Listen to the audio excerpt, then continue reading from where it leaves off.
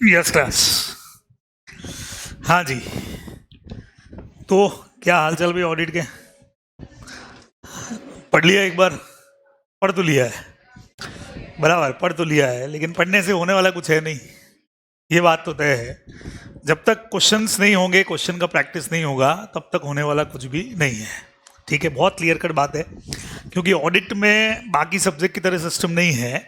ये लोग मेनली मांगते हैं वोकैबलरी, मेनली मांगते हैं लैंग्वेज, और उसी के बेस पे आपको नंबर मिलने वाले हैं। तो अपन ये क्वेश्चन बेस्ड रिवीजन का पैटर्न ही इसलिए रख रहे हैं ताकि आपको पता लगे कि क्वेश्चन आते हुए भी उसको प्रेजेंट कैसे करना है। अच्छा, एज इट इज आईसीए वाला तो अपन नहीं लिख पाएंगे, वो पॉसिबल भी नहीं है, उसको रट्टा मारा नहीं जाएगा। लेकिन फिर भी क्या पैटर्न यूज कर लेंगे अपने को मार्क्स मिल जाए, उसी पर हम लोग मेन डिस्कस करने जा रहे हैं। तो प्रीवियस ईयर के क्वेश्चन आरटीपी एमटीपी उसके मैंने यहाँ कुछ निकाल के रखे हैं। तो आज की क्लास में मेनली पैटर्न चेक करना, कैसे पैटर्न बनेगा। तुम लोग सबके पास क्वेश्चन बैंक है, मैंने हालांकि क्वेश्चन बैंक के कुछ क्वेश्चंस भी इसमें कवर हैं, कुछ अलग भी हैं। क्वेश्चन बैंक वाले यहाँ नहीं दिखेंगे आपको, बीच बीच में हो सकता है रिपीट हुए तो दिख जाएंगे, लेकिन मेनली देखना कि अपना पैटर्न क्या रहेगा और आंसर लिखना कैसे है। जैसे पहला क्वेश्चन आरटीपी नवंबर 21 का एक दे रखा है, the knowledge of human behaviour is indeed very essential for an auditor so as to effectively discharge his duties. अब सुनना भाई, ऑडिट में पहला काम ये करना पड़ेगा कि आपको पहचानना पड़ेगा कि टॉपिक आया किधर से है। अभी तो मैंने चैप्टर का नाम ऊपर लिख दिया तो समझ में आ गया कि भाई नेचर एंड ऑब्जेक्टिव गई है, लेकिन प्रैक्टिकली क्या वो बंद कर रहे हैं? सर्दी लग रही है, एक तो बंद करके गया वो, पढ़ाने नहीं देगी तो मेरे को लड़की। ओह, सर्दी गर्मी हो जाएगी इनको। हाँ सही है, सही है, पढ़ाने नहीं दोगे तुम मतलब। हाँ जी, तो अब आप देखें कि क्वेश्चन अपने को दे रखा है ह्यूमन बिहेवियर। तो अब ये क्वेश्चन पढ़ते ही क्या आएगा दिमाग में? ह्यूमन बिहेवियर कहाँ पढ़ा अपन ने? फर्स्ट चैप्टर में किस जगह पे है ये? हाँ, जब हम लोगों ने ऑडिटर और बहुत सारे सब्जेक्ट के रिलेशंस भी आपस में पढ़े थे, तो उसमें अपना एक बिहेवियरल साइंस वाला पॉइंट था। अशोक दी एक एसी बंद करना, और इधर वाला जो है ना ये 2 नंबर, हाँ 2 नंबर वाला भी बंद कर देना। हाँ जी, तो जहां पे ऑडिट का बहुत सारे सब्जेक्ट के साथ में हमने को रिलेशन बताया है। अब इसको लिखा कैसे जाएगा, आईसीए नंबर कैसे देगा? यहाँ जो आंसर मैंने लिखा है वो आईसीए का आंसर है, और जो लाइंस आप देख रहे हो ये अपन ने आंसर बनाया है कि अपन इसमें से कितना मैटर लिखने वाले हैं, क्योंकि पूरा एज इट इज तो याद होने वाला है नहीं। तो देखो, सबसे पहले यहाँ लिखा है कि the field of auditing as a discipline involve review of various assertion both financial as well as non financial terms. सुनना आगे क्या लिखा, with a view to prove the veracity of such assertion, expression of opinion by auditor on the same. Thus, it is quite logical and natural that the function of audit can be performed if and only if the person also possesses a good knowledge about the field respect with the conducting such a review. हमने कहा sir अब ये इतना सारा हमसे तो ना लिखा जाएगा, हम तो ज्यादा से ज्यादा अपने आंसर में क्या कर सकते हैं कि बिहेवियरल साइंस क्या होता है, ह्यूमन बिहेवियर और ऑडिट का रिलेशन बता सकते हैं, लेकिन ये सब हमसे शायद नहीं लिखा जाएगा, मत लिखो। अब कॉपी चेकर जो होगा उसके सामने भी ये आंसर होने वाला है। तैयारी कैसे करनी है? चालू इधर से कर दिया मैंने, the field of auditing as a discipline involve, किस चीज के बारे में? Involve review of various assertions both financial as well as non financial. Sir ये लाइन क्यों लाया? सुनो, ऑडिट का काम खाली फाइनेंशियल मैटर्स को देखना नहीं होता कि हमने पीएनएल, बैलेंस शीट और सारे आइटम्स कैश वैश देखे। नॉन फाइनेंशियल मैटर और उसी के अंदर कवर है ह्यूमन बिहेवियर। बात समझ आया भाई? ह्यूमन बिहेवियर को देखना कोई फाइनेंशियल मैटर में थोड़ी कवर है, फिर भी उसको देखना पड़ता है। इसलिए ये लाइन हमने उठा करके लिखी, और यहीं से नंबर मिलना शुरू होगा और यहीं से कटेगा। जो नहीं पढ़ के गया, जिसने क्वेश्चंस का प्रैक्टिस नहीं किया रहेगा, वो 101% ये लाइन आपको भी मैं क्वेश्चन करने के लिए देता तो आप ये लाइन लिखते ही नहीं। तो इस लाइन से ये पता लग गया यार ऑडिट में करना क्या है। दिस इज अ डिसिप्लिन जिसमें क्या कवर है? असर्शंस। कैसे assertion? Financial as well as non financial. मुझे मेरी पहली लाइन मिल गई, मुझे फर्स्ट पैराग्राफ से और कुछ भी नहीं चाहिए। कॉपी चेकर को लग गया कि हाँ भाई इसने अपना आंसर वहीं से शुरू कर दिया है जहां से आईसीए ने किया है। अब मैंने मेन पार्ट पे आया, मैं इसमें से भी मैंने आंसर को छांटा। कैसे किया देखना। The discipline of behavioural science is closely link with the subject of auditing. कोई भी सब्जेक्ट आ जाए, चाहे अकाउंट्स के साथ रिलेशन पूछ ले, चाहे ऑडिट के साथ पूछ ले, ऑडिट तो है ही है, चाहे और किसी के भी साथ पूछ ले, एफएम के साथ पूछ ले, तो ये लाइन तो लिखनी है।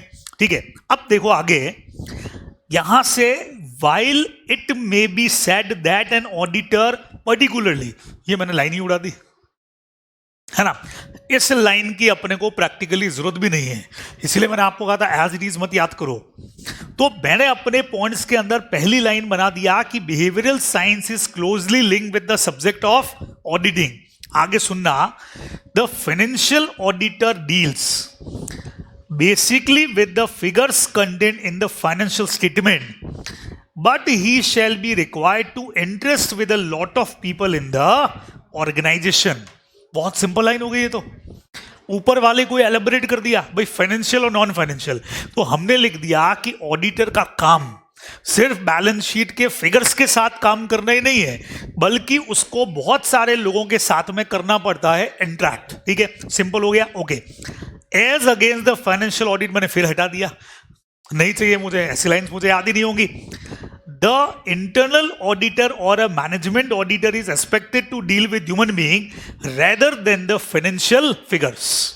ये भी एक मेरी काम की लाइन, मैंने इसको पॉइंट्स में बना दिया। ध्यान रखिएगा, पैराग्राफ में लिखना जरूरी नहीं है, लेकिन अगर पॉइंट्स में भी लिख रहे हो तो कम से कम आपके वो पॉइंट होने चाहिए जो आईसीई के सजेस्टेड में है। अगर उससे मैच कर गया तो नंबर मिलेंगे, फालतू फालतू कुछ भी कोई लिख के आ गया तो नंबर नहीं मिलने वाले। ठीक है, तो यहां मैंने पहला पॉइंट बना दिया, दूसरा पॉइंट फाइनेंशियल ऑडिटर वाला बना दिया, तीसरे में मैंने समझा दिया कि यार इंटरनल ऑडिटर हमारा जो होता है और साथ में जो मैनेजमेंट ऑडिटर है वो इंटरनली होता है।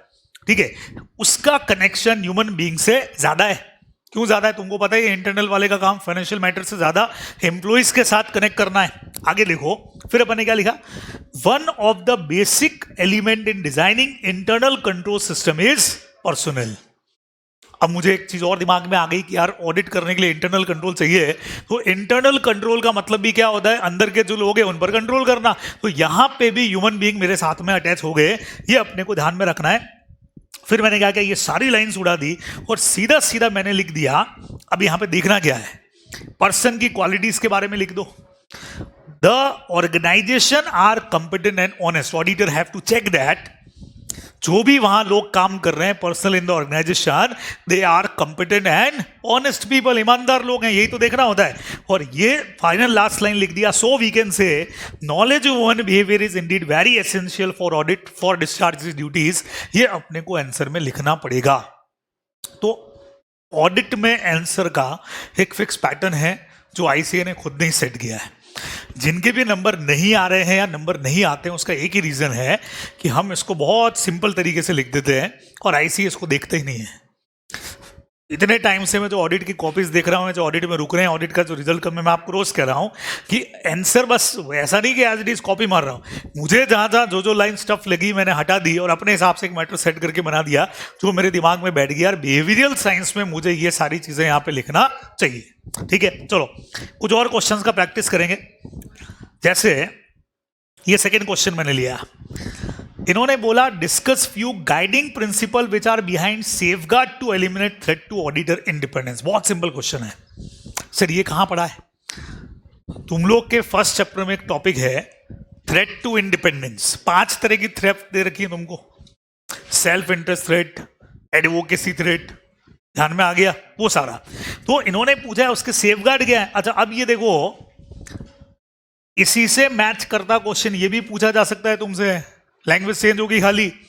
The chartered accountant has a responsibility to remain independent by taking into account the context in which they practise the threat to independence and the safeguard available to eliminate the threat. बराबर। और आपसे इन्होंने पूछ लिया guiding principle बताओ। Guiding principle का मतलब सीधा सीधा सा आपसे चाहते हैं ये यार सेफगार्ड्स बताओ।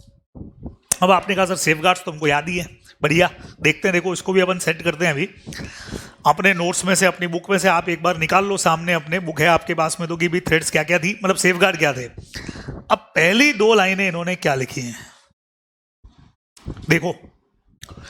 अगर ये सेकंड वाला क्वेश्चन एग्जाम में आ गया तो पहली दो लाइनें तो यूं क्यों वहां से कॉपी करनी है। ज्यादातर ऑडिट के प्रैक्टिकल क्वेश्चंस में क्वेश्चन की ही लाइंस हमेशा कॉपी होती है, आपका आंसर चालू उधर से होता है। कर दिया। Following are the guiding principle. अब पहला गाइडिंग प्रिंसिपल देखना, for the public to have confidence in the quality of audit it is essential that auditor should always be and appears to be independent. खत्म। Sir ये आगे वाली line लिखेंगे, of the entities they are auditing, लिखो तो चलेगा, नहीं लिखोगे तो भी चलेगा। इस फर्स्ट पॉइंट का मतलब क्या है मुझे बताओ। मतलब पब्लिक को ये कॉन्फिडेंस दिलाना चाहिए कि ऑडिटर जो है वो क्या है, इंडिपेंडेंट है, ये आपका फर्स्ट पॉइंट कहता है। तो for the public to have confidence in the quality of audit it is essential that auditor should always be and appear to be independent. ठीक है, अब क्या होता है, कॉपी चेकर जब भी कॉपी चेक करेगा, फिर से बोल रहा हूं, पहला पॉइंट में वो जो वर्ड चेक करने वाला है पब्लिक और कॉन्फिडेंस। पूरा मैंने कितने लोगों की कॉपीज मंगवा करके चेक करी, आधा सेंटेंस लिखा हुआ है तो भी नंबर मिल गए पूरे। पर ये नहीं कि खाली 2 वर्ड ही लिख के आ जाओ। सर आपने तो कहा था ऑडिटर का कॉपी चेकर खाली 2 वर्ड दिखेगा तो हम लिख देंगे पब्लिक कॉन्फिडेंस, सर मिल गए पूरे नंबर। हाँ, ऐसा नहीं कर रहा हूं मैं, लाइन लिखनी पड़ेगी, लाइन बनानी पड़ेगी। तो ये लाइन से बना हुआ सेंटेंस उसको दिख गया तो अपने को नंबर मिलने वाले हैं। अच्छा, सेकंड पॉइंट क्या बनाया, in case of audit the key fundamental principles are integrity, objectivity and professional scepticism which necessary require the auditor to be independent. पूरी लाइन नहीं भी लिखूं तो सिंपल में क्या लिख सकता हूं, the key fundamental principle of audit is, फिर मुझे पॉइंट्स लिख देना चाहिए, integrity, objectivity and professional scepticism. खत्म। आगे की लाइन की मुझे जरूरत ही नहीं है क्योंकि पॉइंट ही मैं इंडिपेंडेंट की पढ़ रहा हूं। तीसरा point, before taking any work an auditor must, क्या बोला है, कॉन्साइंस से देखना पड़ेगा, मतलब अपने अंतर्मन से उसको सोचना पड़ेगा कि ये यहां पे कहीं थ्रेट टू इंडिपेंडेंस तो नहीं है। तो अब क्या होगा, ये वर्ड जो है ये नंबर दिलाएगा, पक्की बात है। आप इसकी जगह कुछ और लिख के देख लेना, आप देख लेना, आपको वहां कटा हुआ मिलेगा आपका आंसर, पक्का है, गारंटी। क्योंकि इधर भेजा नहीं लगाने वाला कोई, इधर ये इसीलिए थोड़ा सा टफ भी पड़ जाता है। सर इसकी जगह कॉन्साइंस की जगह अपने पास इजी वर्ड भी तो आ रहा है भाई, इजी वर्ड मैं भी लिख देता यहाँ पे, इजी वर्ड नोट्स में भी लिख देता। बट दिक्कत यह है कि वो नंबर इसी के देने वाले हैं आपको, उनको तो फिक्स, अच्छा 4-5 कॉपी चेक करने के बाद वर्ड्स याद हो जाते हैं, यार मेरे आंसर में ये वर्ड है, वो दिख रहे हैं तो नंबर ले लो, नहीं दिख रहे हैं तो काट दो। अपन सोच रहे हैं हम तो सही लिख के आए, वो नंबर नहीं देंगे, अपने को ध्यान में रखना है। अगला क्या लिखा है, व्हेन सच थ्रेट एग्जिस्ट, ये मेन चाहिएगा भाई, the auditor should either desist from the task और put safeguard to eliminate them, कि या तो काम को छोड़ दो और कर रहे हो तो कम से कम सेफगार्ड्स तो लगाओ, और if the auditor is unable to fully implement adequate safeguard, मैंने अब ये क्रेडिबल नहीं याद रहा तो उड़ा दिया, कोई बात नहीं, मेरे लिए इंप्लीमेंट ठीक है, एडिक्वेट सेफगार्ड ठीक है, then he must not accept the work, उसको वर्क ही एक्सेप्ट नहीं करना चाहिए। ऐसे अपने को लिखना पड़ेगा आंसर। तो कोई भी क्वेश्चन जब आप प्रैक्टिस बैंक से करना शुरू करोगे, अपने हिसाब से आप वर्ड्स को कट कर सकते हो, सेंटेंसेस अपने हिसाब से फ्रेमिंग कर सकते हो, लेकिन जो जो मेन वर्ड्स आपको दिख रहे हैं वो बस आपको आंसर के अंदर डाल देने हैं। यही ऑडिट का सबसे गोल्डन रूल ही एक ही है, तभी नंबर मिलेंगे, नहीं तो नहीं मिलेंगे। अब एक और क्वेश्चन मेरे पास आया, 2 आरटीपीज में दे रखा है, the firm should establish policy and procedure design to provide with reasonable assurance that it has sufficient personnel with the capability, competence and commitment to ethical principle. Discuss the personal issues addressed by such policy and procedure. Also explain how addressing the personal issue would empower the firm. अब sir ये question कहां से आया?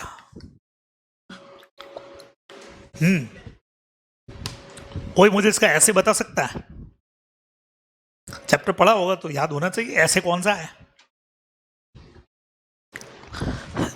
इसमें ऐसे काम करता है। अच्छा सुनो, एक ऐसा ऐसे है जिसके सारे पॉइंट्स में तुमने policy procedure policy procedure policy procedure पढ़ा है, सब में यही लिखा हुआ है, policy procedure policy procedure. Check करो, ढूंढो, चलो तुम्हारा बुक तुम्हारे सामने है,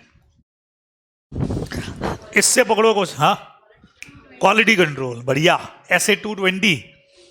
हम उस क्वालिटी कंट्रोल में तुम ढूंढो ये वाला पॉइंट कहाँ है, जहां पे अपन वो पर्सनल की कैपेबिलिटी कॉम्पिटेंस के ऊपर बात करते हैं, पर्सनल इश्यूज, चेक करो ये कौन सा वाला पॉइंट है ऐसा प्रमोशन वगैरह देना उसको, ह्यूमन रिसोर्स, बढ़िया। चलो आओ देखो अब इसका आंसर चेक करते हैं, सुनना। स्टार्टिंग मैंने जो लाइन अंडरलाइन की है वो कहां से लाए अपन, द फर्म शुड एस्टैब्लिश, यहां से यहां तक क्वेश्चन की लाइन कॉपी मारो, समझे, देख लो, द फर्म से लगा करके एथिकल प्रिंसिपल तक की लाइन क्वेश्चन से कॉपी मारनी है तुमको। सर लेकिन वही चीज क्या रिपीट करने आ रहे, नंबर मिल रहे हैं भाई, उसके आंसर चालू यहां से हो रहा है, और बढ़िया चीज है भाई से खुद ही क्वेश्चन के अंदर तुमको आंसर दे रहा है तो वहीं से चालू करो ना, तो एज इट इज कॉपी मार दी। अब कॉपी मारने के बाद ये लाइंस नहीं भी लिखोगे तो चलेगा, सीधे आ जाना सच पॉलिसी एंड प्रोसीजर, इसमें ये देखो एकदम सिंपल आंसर बनेगा, यही है ना। Recruitment, performance evolution, capability, competence, सब दे रखी है लिस्ट तुमको, सारे पॉइंट यहां पे आ गए। अब ये लिखने के बाद क्या लिखना है, अगला पैराग्राफ लास्ट वाला मेनली चेक करो। Addressing these issues enable the firm to ascertain the number of characteristics of the individual required from engagement. सुनना, the firm recruitment process include, अब recruitment process में क्या क्या include है, that help the firm to select individual of integrity की जगह मैंने word change कर दिया, having integrity, नॉर्मल अपन लिखते हैं ना, as well as capacity and capability and competence to perform the firm work। अब सुनो, लास्ट पैरा कहां से लाया मैं, इन्हीं पॉइंट्स को कंबाइन करके एक पैराग्राफ बना दिया गया है, और ये 3 वर्ड तो क्वेश्चन में भी थे, है ना। मींस यहां पे इन्होंने मेनली क्या लिखा है कि भाई फर्म का जो रिक्रूटमेंट प्रोसेस होता है, अच्छा ये सारा काम फर्म करती है, तुम सबको पता होना चाहिए, इससे क्लाइंट का लेना देना नहीं है, तो फर्म कैसे लोगों को इंक्लूड करेगी, हैविंग ऑल दीज क्वालिटीज, जिनमें कैपेबिलिटी हो, कैपेसिटी हो, जो जो लिखा है कॉम्पिटेंस हो, ये होना चाहिए। हम में से मैक्सिमम लोग क्या करेंगे, आंसर लिखते वक्त में यहां पे आकर के आंसर को छोड़ देंगे, यहां पे आंसर को छोड़ेंगे, और जैसे आंसर को यहां छोड़ा आईसीए नंबर काटेगा ही काटेगा, क्योंकि इन्होंने पूछा है ऑल्सो एक्सप्लेन, देखो how addressing the personal issue would empower the firm, ये चीज फर्म को पावर कैसे देगी, इससे हाँ they can select this type of person having good capability and competence, ने ये ने वो ने जितनी चीजें लिखी हैं वो यूं क्यों लिखना है, बस इससे फर्म को पावर मिल जाएगा, फर्म सेलेक्ट कर पाएगी। तो जो क्वेश्चन पूछे उसका आंसर अगर दोगे तो नंबर मिलने वाले हैं। लैंग्वेज का इतना बड़ा रोल नहीं है जितना इनकी वोकैबुलरी का रोल है, वो अपने को ध्यान में रखना ही पड़ेगा, बराबर। नेक्स्ट में क्या लिखा है, अगला क्वेश्चन देखो, there are practical and legal limitations on auditor ability to obtain audit evidences, explain giving examples। ठीक है, ऐसा क्वेश्चन आते ही तुम्हारे दिमाग में लिमिटेशन वर्ड को ले आओ, और लिमिटेशन आते ही फर्स्ट चैप्टर का एक ही फेमस क्वेश्चन है, इनहेरेंट लिमिटेशन, सबसे popular. There are practical and legal limitation on auditor's ability to obtain audit evidences, explain giving an example। आजकल एक नया क्वेश्चन बहुत और चला है, डिफरेंस बताना है ऑडिट का और इन्वेस्टिगेशन का, फेमस चीज, चलिए ये नया पॉइंट है, पूछ लेते हैं। अब देखो इसका आंसर कैसे लिखा गया है, मैंने सारी लाइंस डाली हुई हैं, बड़ा सा आंसर इन्होंने बनाया है, बड़ा है भी, देखना आप। हाँ जी, अब पहली चीज आई कि क्या मैं सारी इनहेरेंट लिमिटेशंस लिख दूंगा इसमें, कौन सी वाली लिखूं, कुछ आइडिया? फाइनेंशियल वाली है जो, अच्छा हाँ हाँ, वो जो जहां ऑडिट प्रोसीजर लगाने में दिक्कत आएगी वो वाली लिखनी है ना। देखिए एग्जैक्टली वही लिखनी है। आईसी यहाँ पे एक बढ़िया काम करता है, ये देखो आईसीआई जो क्वेश्चन बनाता है, बताता हूं तुमको, ये देखो इनहेरेंट देख रहे हो, ये रही, ये देखो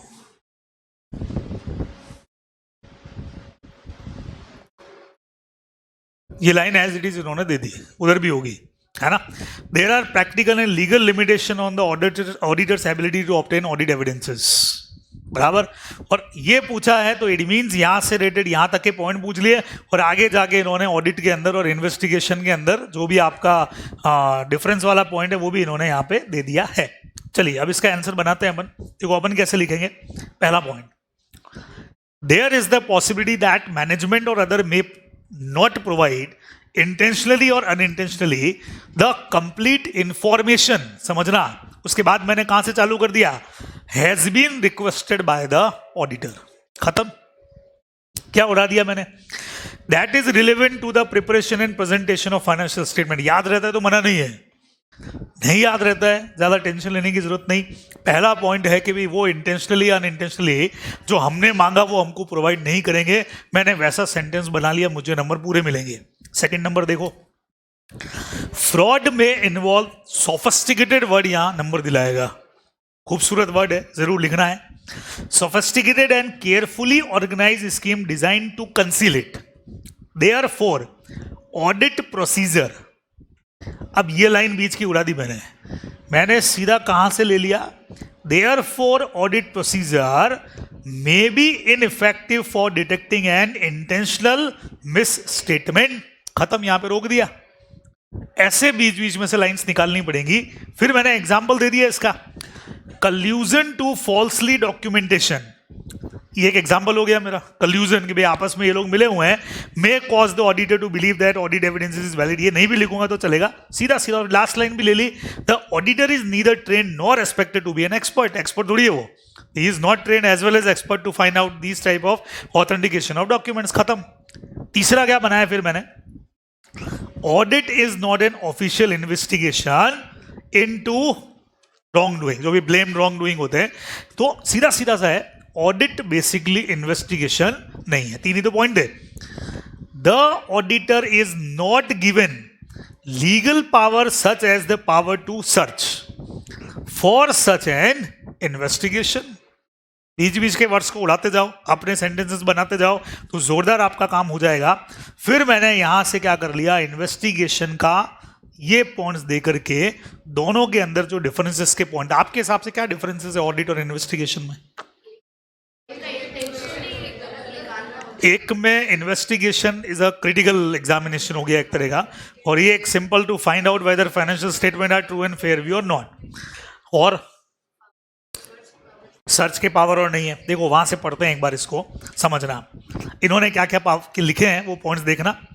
इन्होंने लिखा, the objective of audit on the other hand we have already discuss, हटा दिया मैंने. The objective of an audit to obtain reasonable assurance whether financial statement as a whole are free from material misstatement or not. ये अपना ऐसे 200 का objective लिख दो and express an opinion on it. ठीक है, ये लिखने के बाद आगे सुनना, audit is never started with pre conceived notion, मतलब पूर्व दिमाग आपका, पहले से सोच आपकी, पूर्व सोच, about state of affair, about, ये मैंने स्टेट ऑफ अफेयर भी नहीं लिखा, अबाउट रॉन्ग डूइंग.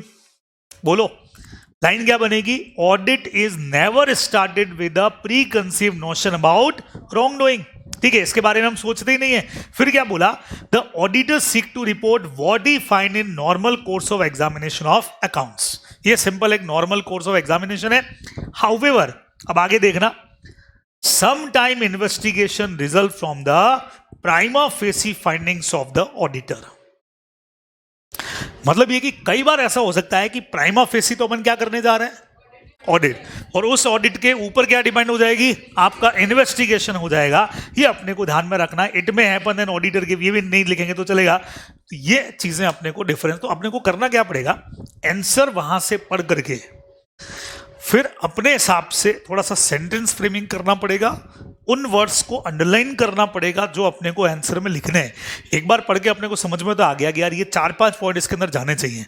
अब इन 4-5 पॉइंट में आईसीआई के आंसर क्या वोकेबलरी यूज करना है, अगर अपन ने वोकेबलरी यूज कर ली तो हमारा काम जो है वो हो जाएगा. ठीक है ना. इस बार इसलिए मैंने वापस से फेस टू फेस बैच चालू किया. अभी उनको तो मैं क्या कर रहा हूँ कि रोज के क्वेश्चन दे रहा हूँ, दो याद करने के लिए. तो उससे बेनिफिट ये होगा कि जब तक वो एग्जाम तक पहुंचेंगे तब तक कम से कम 300-400 क्वेश्चन वो रट्टा मार चुके होंगे, तो टेंशन खत्म हो जाएगी मेरी सारी. अब यहां से देखिए क्या बोला है, ऐसे 220 का एक क्वेश्चन. एज पर ऐसे 220 quality control for an audit of financial statement, the auditor should obtain information consider necessary in the circumstance before accepting an engagement with a new client. Sir ये क्या है, सर ऐसे 220 तुमको directly दे दिया. ये तो ढूंढो 220 में इसका आंसर कहां पड़ा है. ये कौन सा पॉइंट है? एक्सेप्टिंग एंड कंटिन्यू, वर्ड पकड़ना, एक्सेप्टिंग और कंटिन्यू तुमको मिल जाएगा।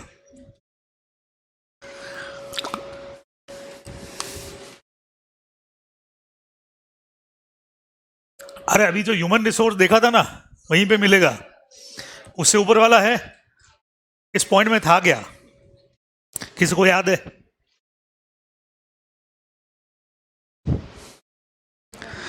अगर ऑडिट को एक्सेप्ट करना चाहते हो या ऑडिट को कंटिन्यू करना चाहते हो तो कुछ चीजें दिमाग में रखनी पड़ेंगी पहले अपने को, है ना? दो तीन तीन एक पॉइंट ही है इसके अंदर, ज्यादा नहीं है, ठीक है? तो आप सुनना, आंसर कैसे लिखा अपन ने। सबसे पहले हमेशा की तरह ऊपर वाला एज इट इज कॉपी मारो, जितना ऊपर दे रखा है उसको एज इट इज कॉपी मारो, और उसके बाद देखो 4 पॉइंट्स अपने को यहाँ पे फॉलोइंग इंफॉर्मेशन दे रखी है। अब ये इंफॉर्मेशन में तुमको मालूम है क्या क्या चीज था?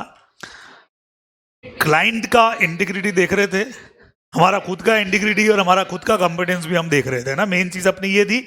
और प्रीवियस कोई ऑडिट में कुछ फाइंडिंग्स हमारी हुई थी तो वो भी अपन कंसीडर कर रहे थे। तो इन्होंने कैसे लिखा? Integrity of the principal owner, key management and TCWG, खत्म। उनका इंटीग्रिटी, वो कितने ईमानदार है।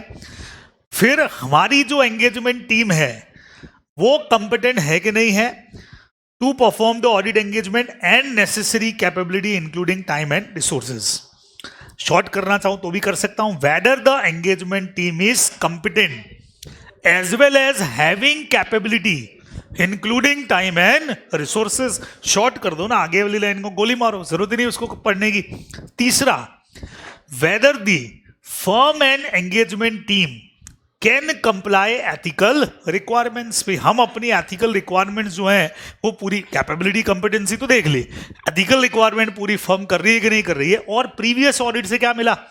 सिग्निफिकेंट मैटर जो अराइज हुए थे ड्यूरिंग द करंट और प्रीवियस ऑडिट एंगेजमेंट। आगे की लाइन नहीं लिखूंगा तो भी चलेगा।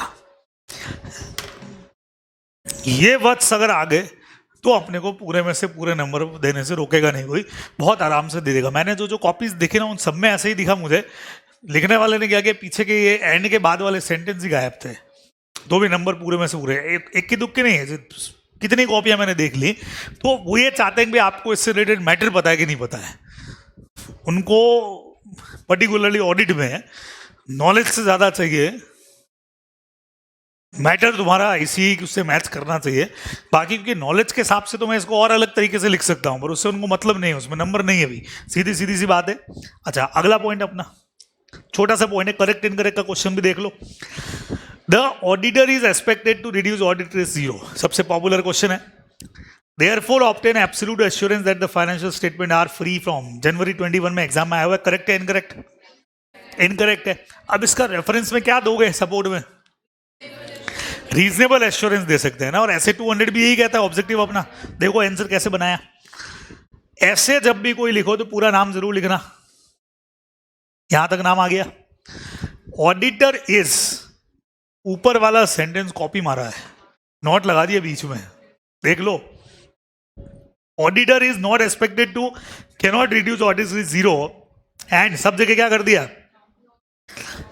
नोट लगा दिया।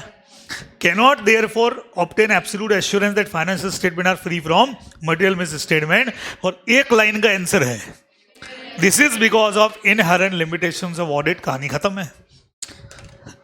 14 नंबर के क्वेश्चन, तुम्हारा पहला क्वेश्चन यही होने वाला है, ध्यान रखिएगा।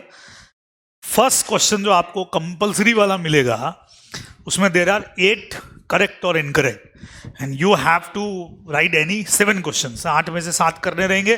तो पहला क्वेश्चन 14 नंबर का ही है, पक्का है, और वो भी कंपल्सरी वाला है, मतलब छोड़ने का कोई चांस भी नहीं। और उसमें पूरा पूरा कोर्स कवर है, पूरा मतलब 13 के 13 चैप्टर में से कहीं से भी बन सकता है वो, ठीक है।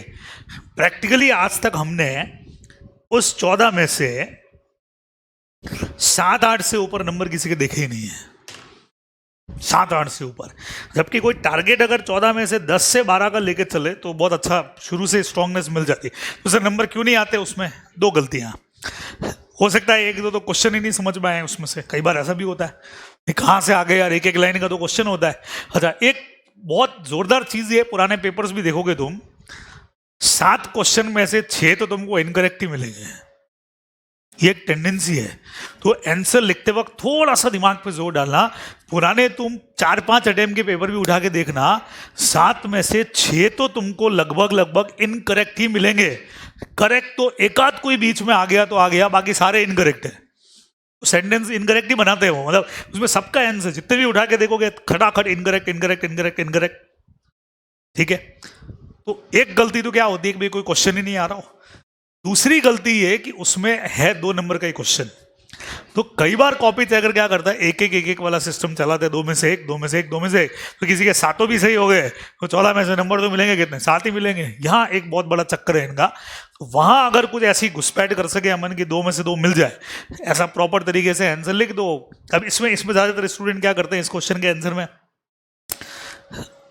ये पहली लाइन तो लिख देते हैं, auditor is not expected to audit risk 0 because there are inherent limitation.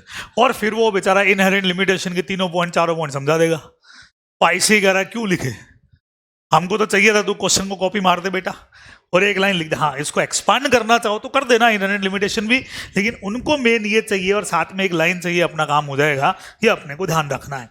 अच्छा, नेक्स्ट क्वेश्चन पे आते। ये तो चलो कॉमन सा एक क्वेश्चन था, स्बा कोड का क्वेश्चन है। हाँ जी, ये 5 प्रिंसिपल अपने भाई कौन से, integrity, objectivity, professional competence and due care, confidentiality and professional behaviour. ये तो लिख सकते हो आप लोग, ये याद करके जाने भी चाहिए। ठीक है ना, क्या कॉपी नाम दिया था ना अपन ने इसका, कॉपी है ना, कॉपी शॉर्ट में एक इसका जो बनाया था अपन ने, कॉपी बनाया था। हाँ जी, ये क्वेश्चन देखिएगा। There is a very correct incorrect का क्वेश्चन है। देखो जोरदार क्वेश्चन है, आंसर देखो कितना बड़ा दिया है इन्होंने। करेक्ट इनकरेक्ट में कुछ ऐसे क्वेश्चन होंगे जिनका आंसर 2 लाइन में खत्म होगा, और कुछ ऐसे होंगे जिनका आंसर इतना लंबा चौड़ा जाएगा, कुछ भी हो सकता है। There is a very thin difference, thin का मतलब छोटा, कम डिफरेंस है। ठीक है, between advocacy threat and intimidation threat to an auditor while performing is duty. यानी ये कहना चाह रहा भी दोनों में डिफरेंस ज्यादा बड़ा नहीं है, छोटा ही डिफरेंस है दोनों में, थिन डिफरेंस है। तो सर एडवोकेसी थ्रेट क्या होती है, पहले तो ये पता होना चाहिए तुमको, और इंटिमिडेशन थ्रेट क्या होती है बोलो। अगर चैप्टर पढ़ चुके हो तो अब फोकस सिर्फ क्वेश्चंस पे करना चाहिए तुमको। अभी के टाइम में जितना क्वेश्चन है याद करना शुरू करो, ऐसा शॉर्ट बनाओ और याद करो उसको, बस टारगेट बना लो। कुछ भी पढ़ रहे हो, दूसरा ऑडिट का एग्जाम देना है, अच्छा चैप्टर्स टारगेट बनाओ, नंबर ये पढ़ते हैं उससे पहले बता दूं तुमको, मैंने वो भेजा हुआ है तुमको ग्रुप के अंदर, क्या कहते हैं उसको, मार्क्स का वेटेज।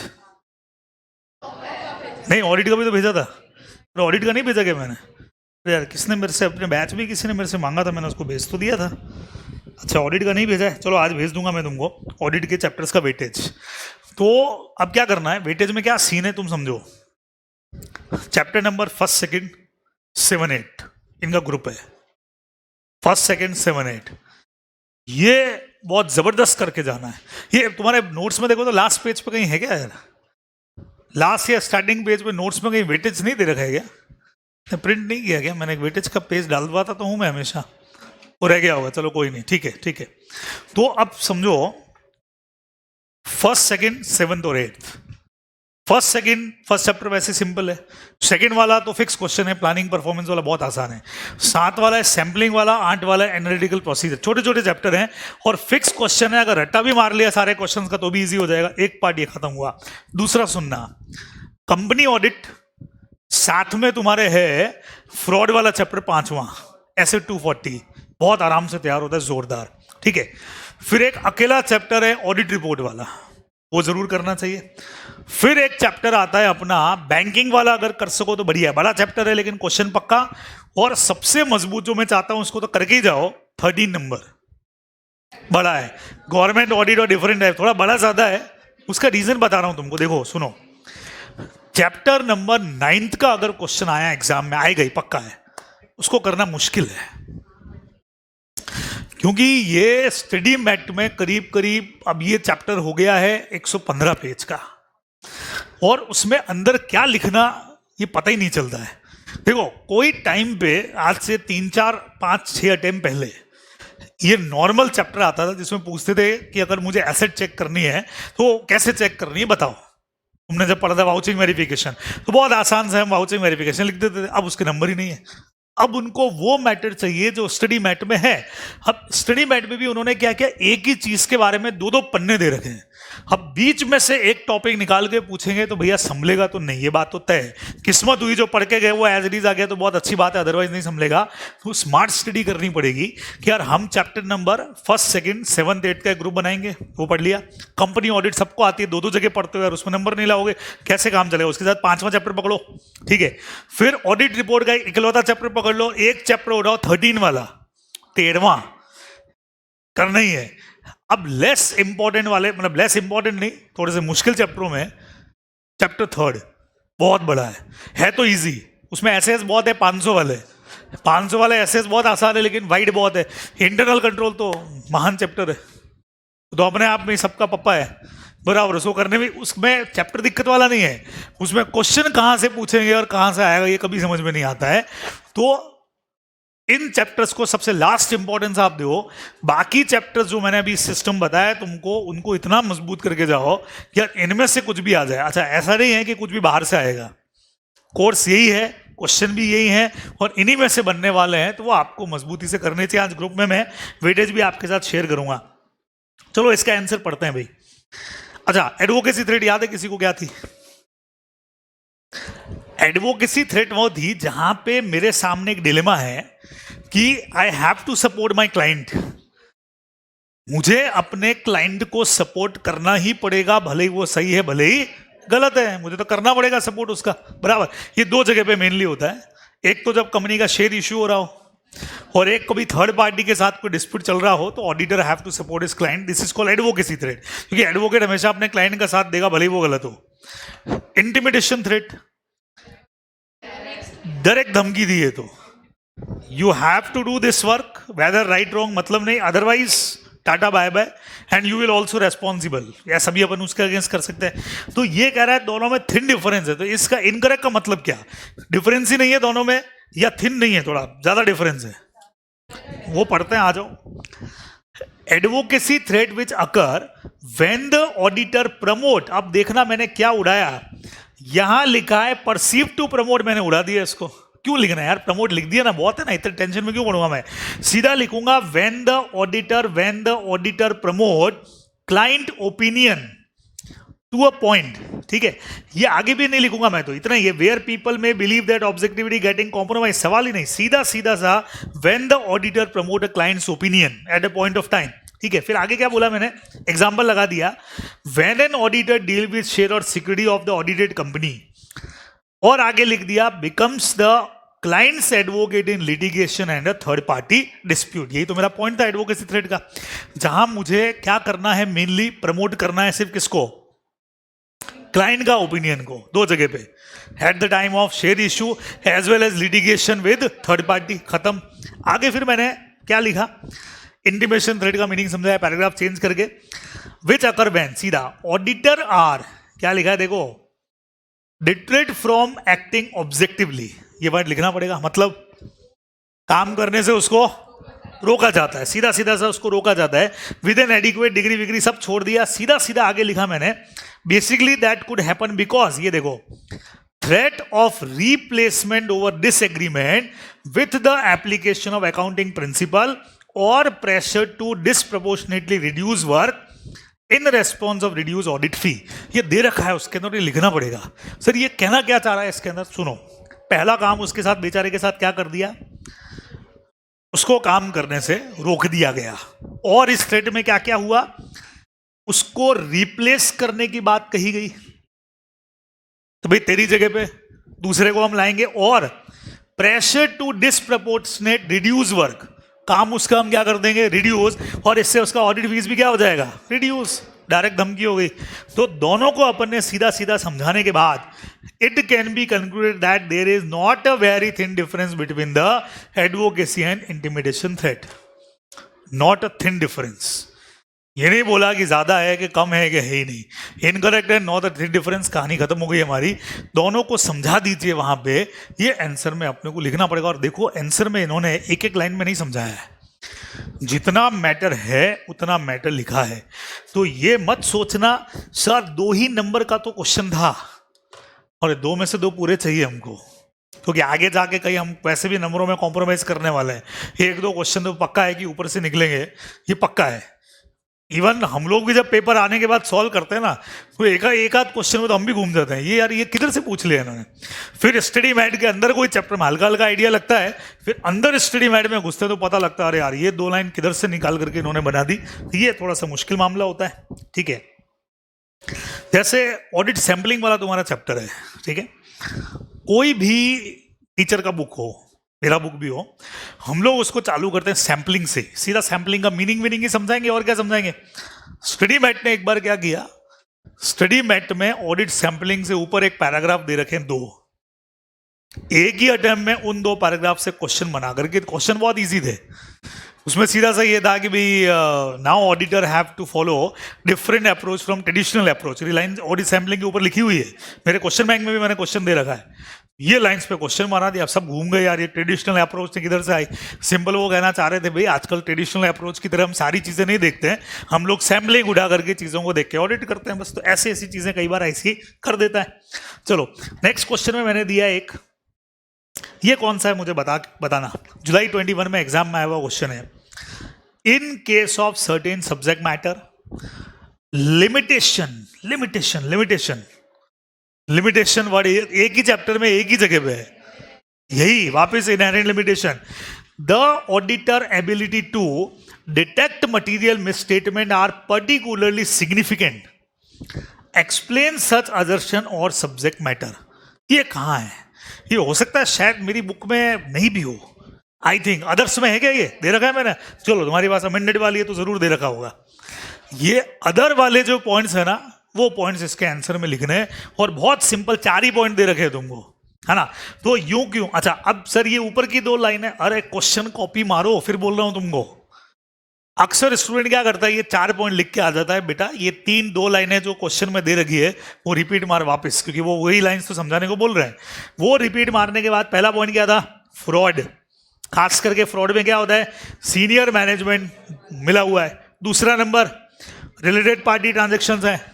तीसरा नंबर non compliance of law regulations हो रहा है। और चौथा नंबर के ऊपर फ्यूचर इवेंट जिससे cease to continue as a going concern. ये 4 पॉइंट अपने को लिखने पड़ेंगे तो नंबर अपने को मिलेंगे, ध्यान रखोगे। अगला क्वेश्चन दिसंबर 21 में भी है और आरटीपी में 21 में भी है, चेक करो।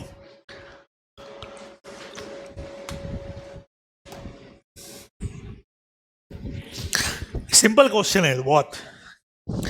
CAS is requested to accept the appointment as an auditor of Luck Limited with reference to asset 210. What should the auditor determine in order to establish preconditions? पे क्वेश्चन आ गया डायरेक्ट। प्री कंडीशंस कौन सी ध्यान में रखनी है, या direct question पूछ लिया गया आपसे ऐसे 200 के हिसाब से कौन कौन सी प्री कंडीशंस होती है आपको बताना है। हाँ जी, क्या क्या प्री कंडीशंस होती हैं, ये तो बहुत इजी क्वेश्चन है, बहुत इजी है। हाँ कि भाई फाइनेंशियल रिपोर्टिंग फ्रेमवर्क एक्सेप्टेबल होगा, और मैनेजमेंट को कुछ चीज़ों के लिए अपन उन पर रेस्पॉन्सिबिलिटी डाल देते हैं। फाइनेंशियल स्टेटमेंट आप बनाओगे, हमको प्रॉपर एक्सेस करने दोगे, बुक्स वगैरह आराम से प्रोवाइड करोगे, जो भी इंफॉर्मेशन चाहिए। अच्छा, इसमें हम मैनेजमेंट को 2 काम की जिम्मेवारी देते हैं। फाइनेंशियल स्टेटमेंट आपको बनाना है, दूसरा इंटरनल कंट्रोल आपको करना है, वो हमारा काम नहीं है। प्लस हमको क्या क्या दोगे भैया, इंफॉर्मेशन का एक्सेस दोगे, एडिशनल इंफॉर्मेशन मांगे तो दोगे, और आपके लोगों तक पहुंचने का राइट दोगे, हम पूछताछ कर सके आराम से। बस ये पॉइंट अपने को लिखना है। ऐसे क्वेश्चन आ जाए तो मजे ही मजे हैं। May 22 का क्वेश्चन देखो। CAN is the auditor of SR Limited. Auditor express his opinion on the financial statement without ascertaining as to whether the financial statement as a whole are free from material misstatement or not. ठीक है, वही है क्या? In your opinion, whether CAN has complied with objective of audit considering the applicability of relevant essay? क्या कहते हो? नहीं होगा? क्यों, पूछा क्या है? हाँ, ये कह रहा है auditor express is opinion as to whether financial statement whole are free from. ये तो दे ही नहीं सकते ना अपन। रीजन क्या है इसका? इनहेरेंट लिमिटेशन, आंसर में क्या लिखा है वो देखो, तुम मजा आ जाएगा तुमको। May 22 का एग्जाम में आया हुआ क्वेश्चन, हम क्या सोच रहे हैं और वहां क्या लिखा हुआ है, डिफरेंस देखो। हाँ जी, आप देखना, ऐसे 200 में हमारा ओवरऑल ऑब्जेक्टिव, दो तरह के ऑब्जेक्टिव होते हैं भाई, सबको याद है। पहला ऑब्जेक्टिव है to obtain reasonable assurance whether financial statement are free from material misstatement due to fraud and error, और दूसरा रिपोर्ट ऑन इट। अब आगे देखो, in the given case CAN express is opinion on the final, ये तो question आ गया यूं क्यों, यहां तक क्वेश्चन आ गया। Therefore, it can be concluded that CAN did not comply with the objective of audit as stated in Asset 200.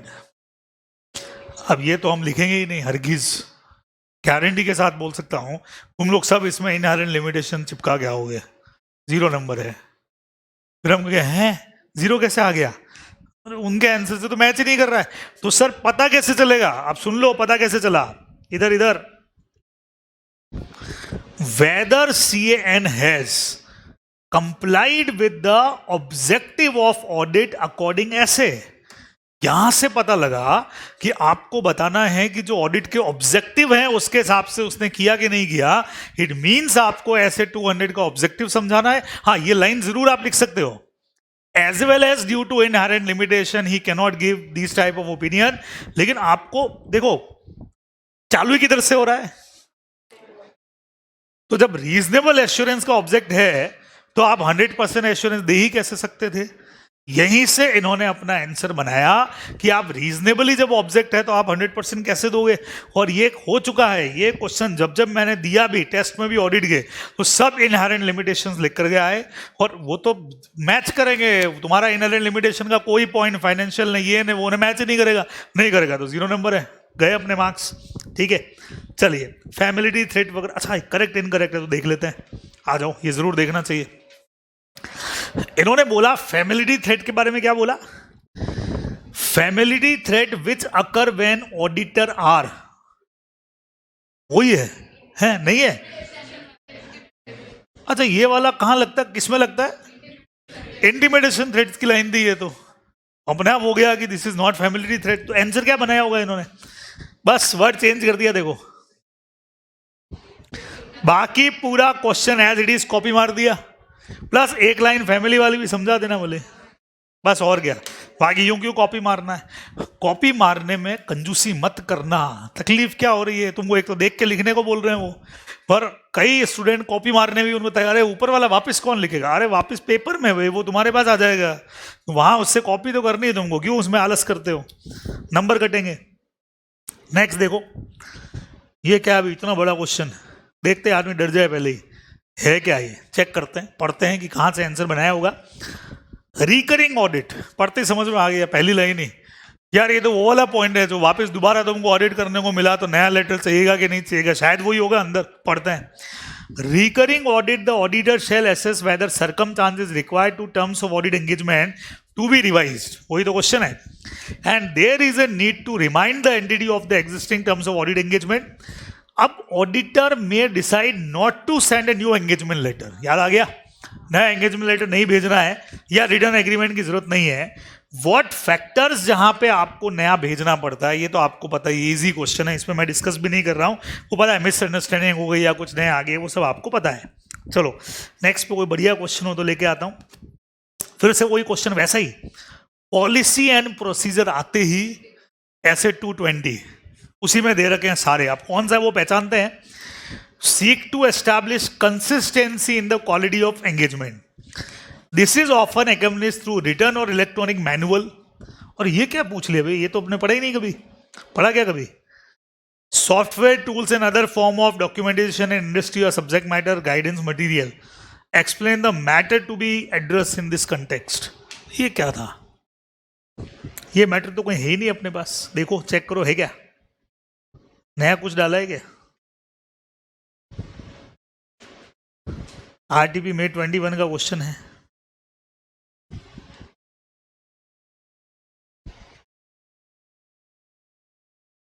हाँ जी है गई, हाँ एंगेजमेंट परफॉर्मेंस में दे रखा है, उसी में ऐसे 220 है ना, बराबर। वहां से अपने को इसका आंसर लिखना पड़ेगा। मिला भाई? डिटेल में यहाँ पे थोड़ा प्रॉपर लिखना पड़ेगा। तो हाँ जी, फिर इसके बाद एक क्वेश्चन और मैं आपको, अच्छा ये काम करना भाई, ये आरटीपीज देखना। अब जैसे ये क्वेश्चन है, सुनो भाई, देखना। अब ये क्वेश्चन ऐसे आ जाए तो थोड़े से दुखी कर सकते हैं अपने को, क्योंकि ये जनरली अपन पढ़ते नहीं है, जनरली नहीं पढ़ते। स्टडी मैट में दे रखे हैं प्योरली।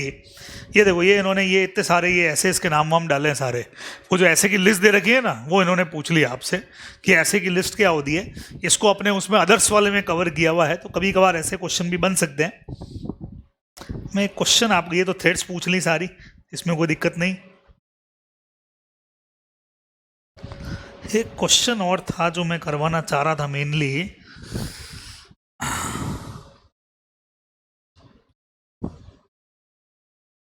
हाँ जी, ये क्वेश्चन देखना भी, ये कौन सा है?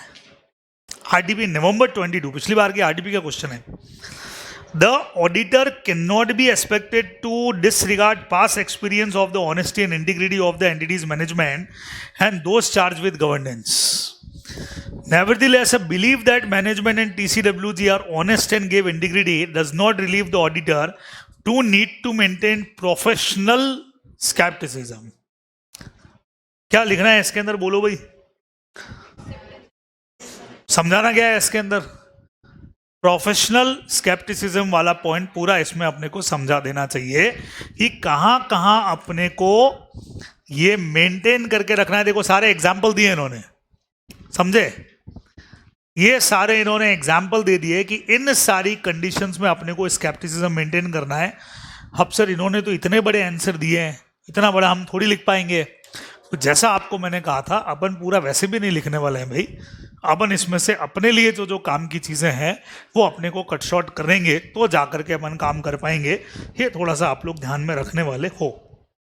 अच्छा ये क्या एक बोला है, ये तो वही क्वेश्चन है क्या? Four auditors opinion reasonable assurance is an absolute level of assurance. Fix question है, बार बार आ रहा है। करेक्ट या इनकरेक्ट? हाँ, रीजनेबल एश्योरेंस होता है, बिल्कुल सही है, बराबर है।